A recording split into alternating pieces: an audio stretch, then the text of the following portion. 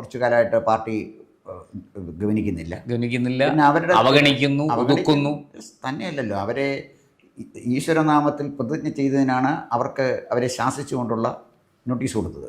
ആ നോട്ടീസിൻ്റെ കോപ്പി എൻ്റെ കയ്യിലുണ്ടായിരുന്നു, ഞാൻ അത് എടുത്തില്ല.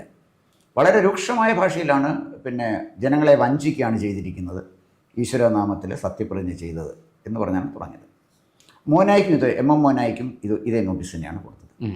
ഇതേ പാർട്ടി തന്നെയാണ് ഓർത്തഡോക്സ് സഭയുടെ മതമേലധ്യക്ഷനായ മാത്യൂസ് തൃതീയൻ്റെ നോമിനിയായ വീണ ജോർജിനെ സ്ഥാനാർത്ഥിയാക്കുകയും അവരെ സത്യപ്രതിജ്ഞ ചെയ്ത് ദൈവനാമത്തിലാണ്.